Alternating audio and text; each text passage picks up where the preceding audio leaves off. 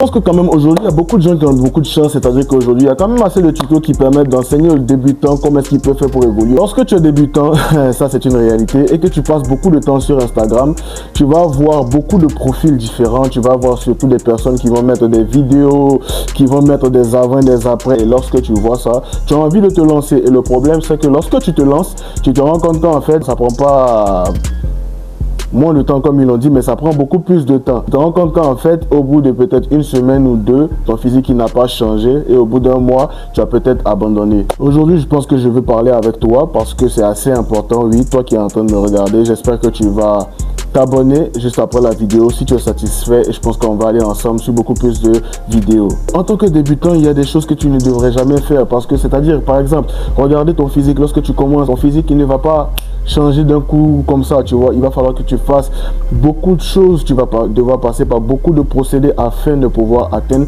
l'objectif que tu t'es fixé. Voici l'élément le plus important que tu devrais retenir, c'est tes performances.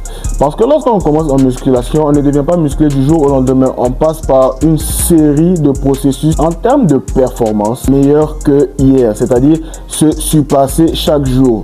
En fonction des différents entraînements que tu auras à faire, je dois être le meilleur. Si j'étais capable de soulever une telle charge dans cette première semaine, la semaine qui va suivre, il faut que je sois capable de soulever telle charge. C'est en te challengeant comme ça chaque jour, chaque semaine, qu'à un certain moment, ton corps qui sera capable maintenant désormais de passer de 10 kg à 60 kg, de 60 kg à 90 et j'en passe, va prendre une certaine forme. Ce n'est pas justement en te regardant chaque fin de séance, c'est qu'il y a beaucoup qui l'ont fait. Moi, je l'ai fait au début. Je pense que quand j'ai appris qu'il ne fallait pas regarder le physique, mais parce que moi je suis démotivé, je suis déterminé, j'ai compris que c'était les performances, j'ai commencé à carburer dedans pour pouvoir commencer à donner le physique que j'ai aujourd'hui. Même si je pense que je ne suis pas encore arrivé au stade où je suis, parce que je suis et je serai le futur Mister Olympia.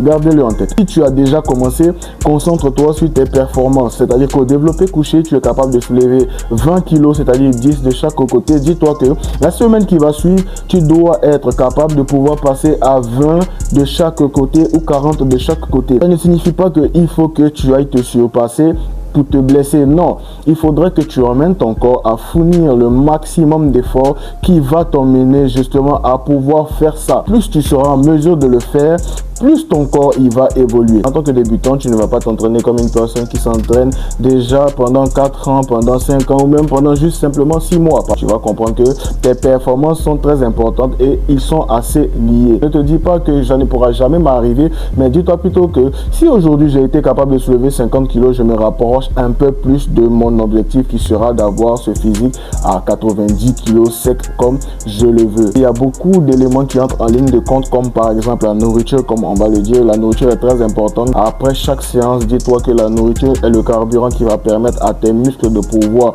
se reconstituer et de pouvoir grossir. Et puis si j'avais su ça, j'aurais eu aujourd'hui un physique à la Sam Sulek où je serais pas loin de Chris Bumstead. C'est ça un peu ça mon objectif, tu vois. Non, je rigole. Je pense que c'est capable, c'est capable que je pense que j'ai failli me blesser, moi. Hein.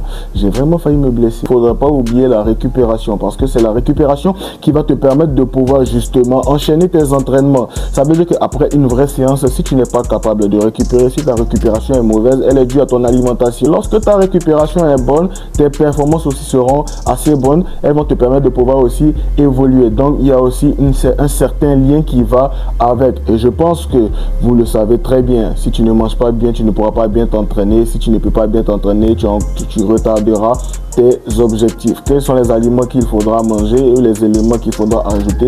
Ça, je pense qu'on parlera de ça dans une autre vidéo, mais comprenez que c'est en fonction de vos objectifs et en fonction de qui vous êtes que effectivement cela est possible. N'oubliez pas, c'est le fondement, c'est la base.